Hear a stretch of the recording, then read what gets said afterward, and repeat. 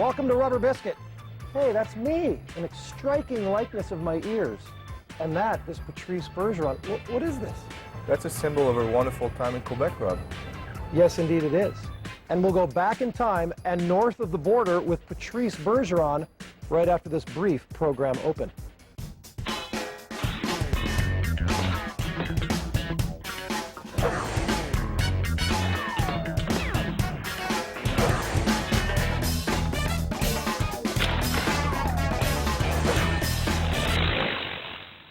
Right back on the Rubber Biscuit, or is it Rubber Biscuit? How do you say that in French? Le croissant en caoutchouc. I want to get a T-shirt that says that. You should. We should produce those. That'd be nice, yeah. This is Patrice Bergeron. We're in his hometown of Quebec City. If you live in Quebec, you don't have to say the city part, you just say Quebec. It's given. Exactly, yeah. It's the city. Where are we right now? We're actually at Grand Allée Street. This is all the street where all the bars, and there's a couple of restaurants, it's pretty much all the bars from Quebec, and where you got to be at night, I guess. Well, I'm not there, but some guys are. Uh-huh. This is where the magic happens, I think you said earlier? Exactly, yeah. It's where the magic happens. You don't come out here because you're always training, you're a diligent athlete. Yeah. Never set foot in one of these places ever. Drinking age is 18? 18 in Quebec, yeah. You're 21. What exactly are we going to do here today? We're going to walk around, and I'm going to show you my nice little town, Quebec City. Very Quebec. Euro. It is, yeah. It's one of the most European look from, in America, I guess. No question.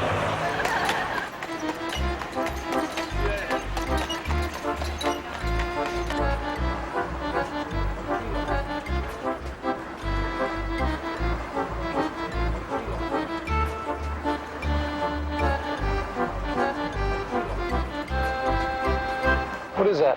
Come on, you're a local. That's for the army, but I don't. That's like a long time ago. What's Old army, like historical army? historical? What's the name of that though? I don't know. I don't even know.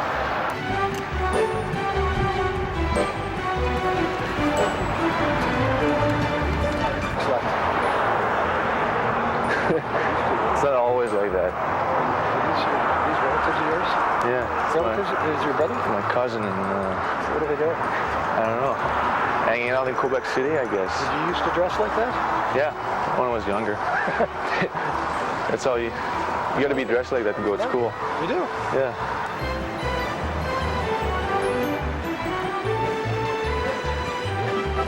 There's another camera crew over here. What do we got? I don't know. I guess it's for the news. I guess he's a correspondent or something. Is he an important guy? I don't know him. I don't know. Should we go mess with him? Yeah, sure. Who's the short little bald guy behind him on the statue? See the short little bald guy? Yeah, I don't know. He's not that big, huh? Like 4 foot 4. Yeah, it's gotta be. It's like the shortest politician statue I've ever seen. Guy's wearing makeup. How come we don't have makeup? Look good naturally, I guess.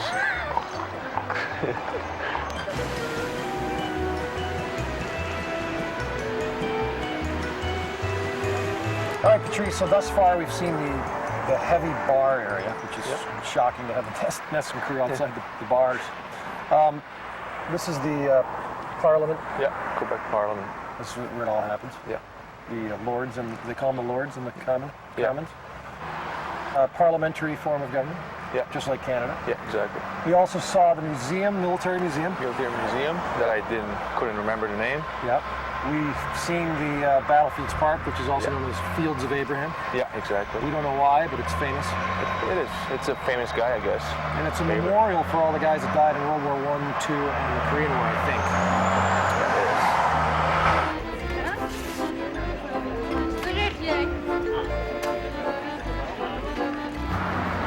That's the castle right there I was talking about. Frontenac. That big sucker? Yeah, big one right there. That's actually an hotel. That's the Chateau Frontenac? Yeah. And that's where we're headed later in the show. The tour will continue after we meet Patrice, the hockey player, and watch his off-season training regimen. Stay with us. Hi, I'm Alexa from Middleton, Massachusetts, and I'm a Boston Bruins ice girl. And now it's time for your funky stat of the week. Tim Thomas made 45 saves Tuesday versus Toronto, the most saves in a Bruins win in 10 years, since Bill Ranford had 46 against New Jersey back in October of 1996. Stick around. We've got more Rubber Biscuit after this.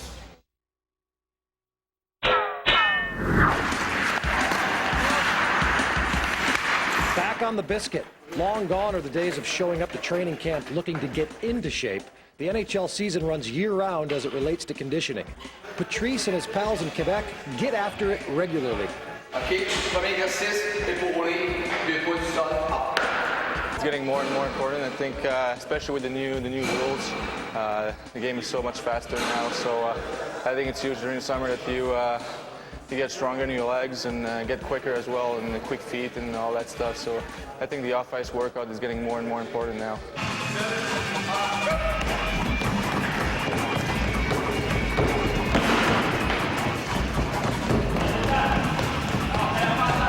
The keys in hockey in not only stamina, it's work on how you can restore as quickly, and how you can repeat work, explosive work, okay?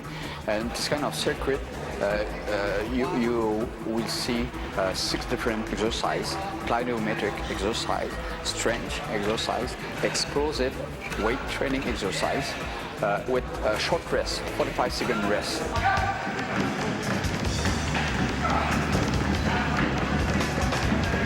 These days, you arrive at camp, you have to be in shape. If you arrive there thinking the training camp is going to make you in shape, you start with two strikes, maybe 3. Guys are in unbelievable shape when you arrive there, and here we are doing our best.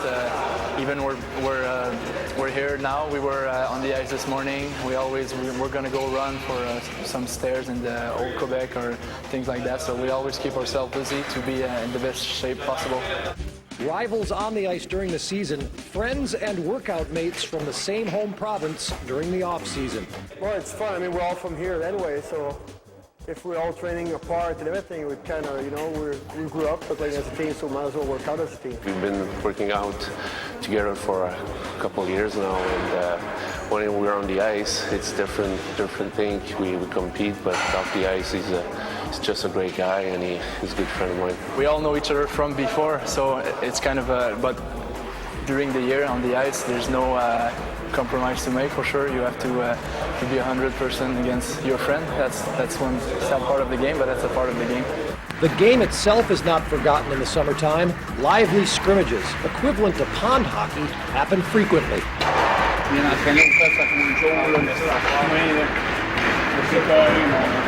Go out there to play hard, but in a certain way that you don't hit the other guys, and if you get a penalty, it's a breakaway for the guys who got a hook, who got tripped or whatever. And no slap shot, it's kind of obvious. If the demon go out there and crinks one, it's going to be dangerous. And you don't want to break your ankle or something out there. So it's just I think it's just obvious rules that we put out there to make the game more fun for the guys.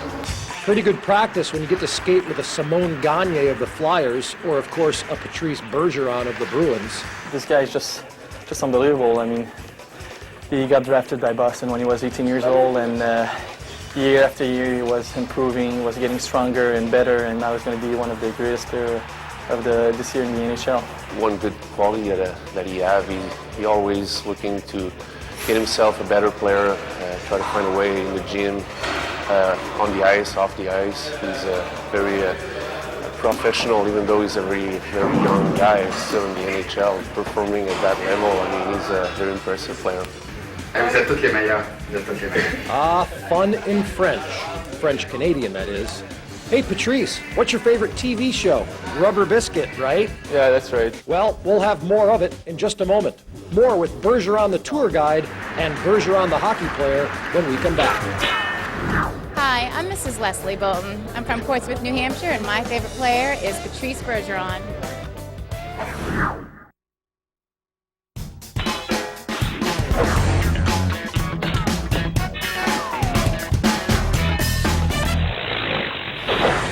The Bruins currently hover around the 500 mark. What will their record be on January 1st? You can log on to Boston.com every week and vote on our Boston Bruins Chew on This question of the week. Patrice Bergeron was Boston's second-round pick in the 2003 entry draft after playing only 1 year in junior hockey. As a high draft pick, the then 18-year-old was invited to training camp at the start of the 03-04 season and made such an impression on the coaching staff that he was added to the opening night roster, surprising everyone, even himself. It was special. It was a great moment. I mean, when I got in Boston, I didn't know what to expect. It was my first NHL camp. It was my first taste of pro hockey. You know, it was a great experience, and obviously it turned out, you know, probably the best way. It was a great year, but there's no way I would have went back to junior and went back to junior instead of staying in Boston. Obviously, Boston was just the perfect option for me.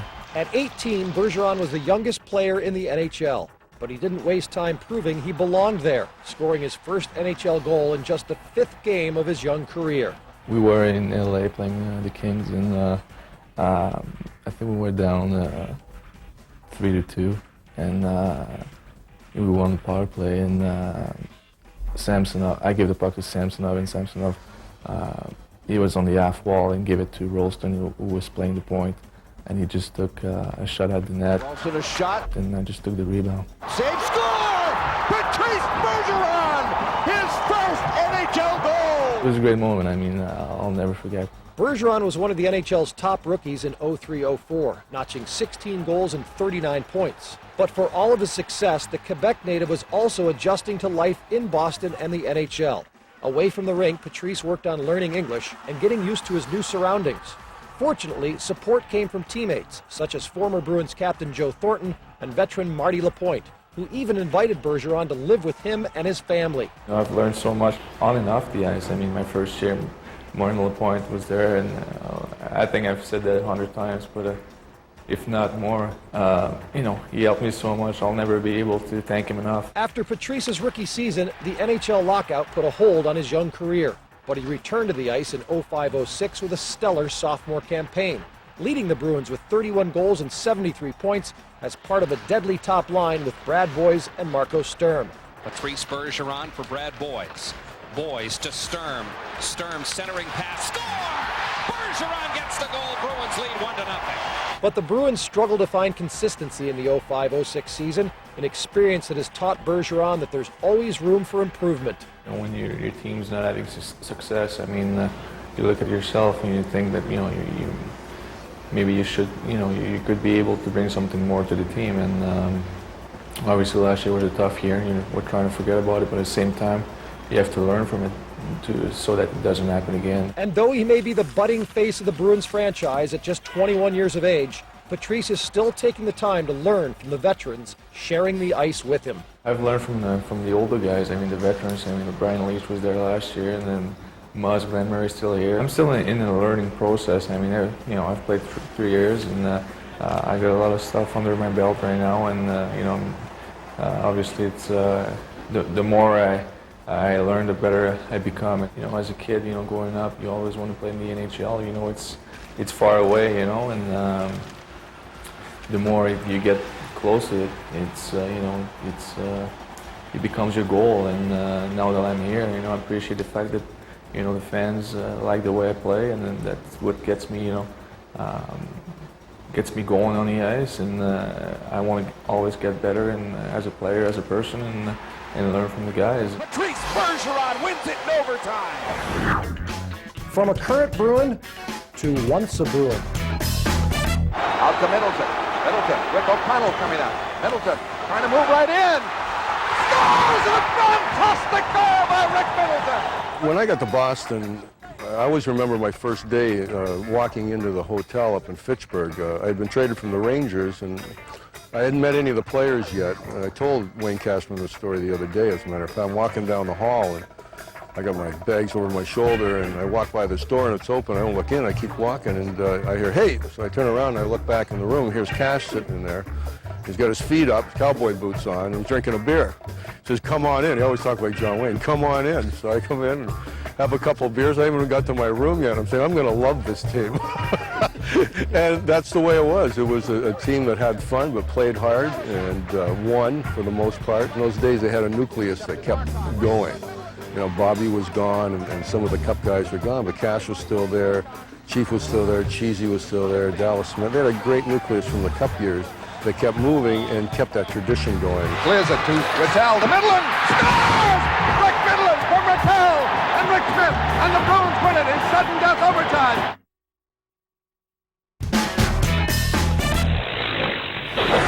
Last week, in a span of 4 days, the Bruins played the same opponent on the road for only the 4th time in team history. It was the first time they had ever swept both games. We're back on the Biscuit, touring Quebec City with local boy Patrice Bergeron. Talk about the Quebec Nordiques, your favorite hockey team as a kid. Obviously, it's the Quebec Nordiques. I was a huge fan of the Nordiques, and you know, it hurt when they left in '95, and they actually won the Cup the next year when they were in Colorado. So it's unbelievable. Yeah, so that hurts even more. But yeah, so I'm just happy to be with Boston Bruins now and be able to have a chance to beat Montreal Canadiens 8 times a year. So Bergeron, offensive end, shots. My favorite Nordique was, well, I had 2, Peter Forsberg and Joe Sakic. Who are those 2 guys? No. They're pretty good. Yeah. Well, Forsberg, he just played 1 year because he was a rookie, and then they moved. Yeah. But obviously Sakic was a captain and obviously the best player on the team, so that's why I was looking at him a lot and, you know, idolizing him.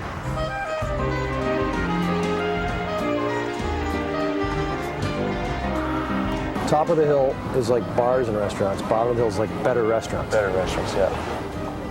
I think we'll be dining bottom of the hill. Bottom of the hill, yeah.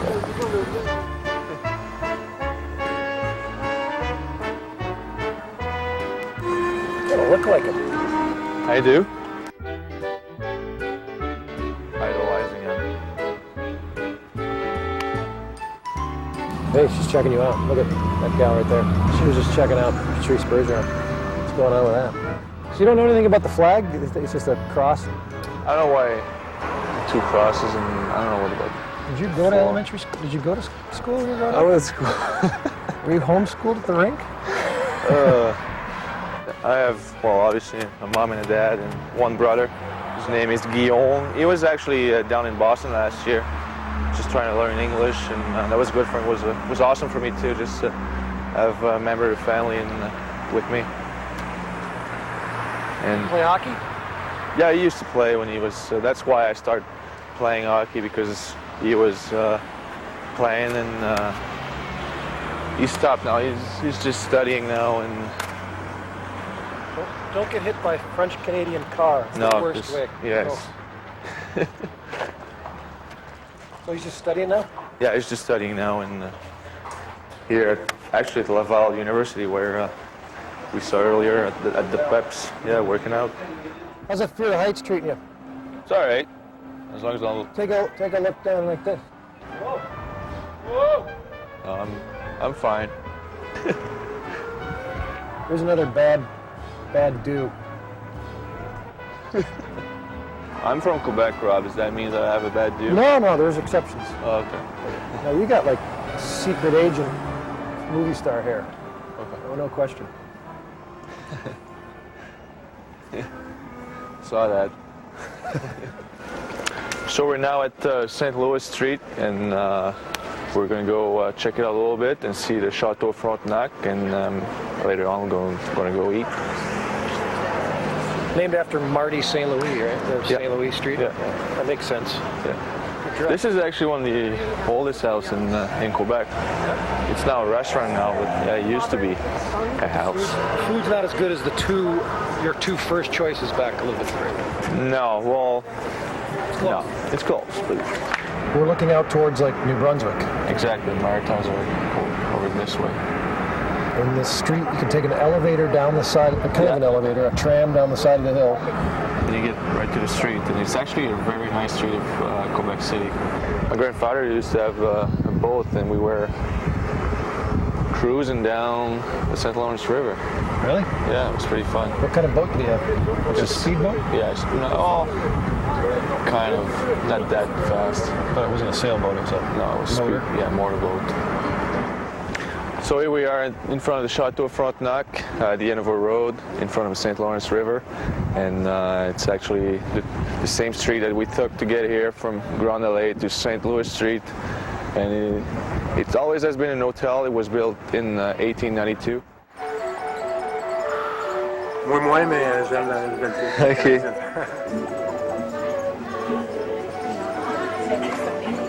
Les yeux sont Oui. comme concentrés sur les yeux. C'est ça qui fait l'expression de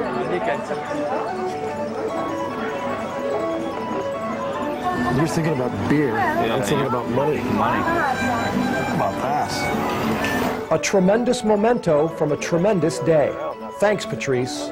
Back on the biscuit in a bit. Hi, this is Ashley from Denver, Colorado. We'll have more Rubber Biscuit for you right after this.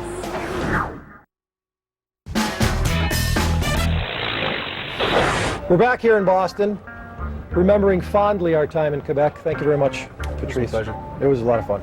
Good Thanks. stuff. You have a very nice hometown. Thank you very much. Appreciate And you have the history down. I mean, you are, you're like a professor. I am. Yeah, I should give tours.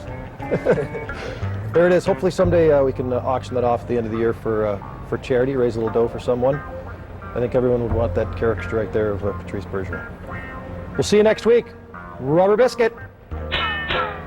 The Rail World, I'll start over again, by the Rail World, I'm not going to say that.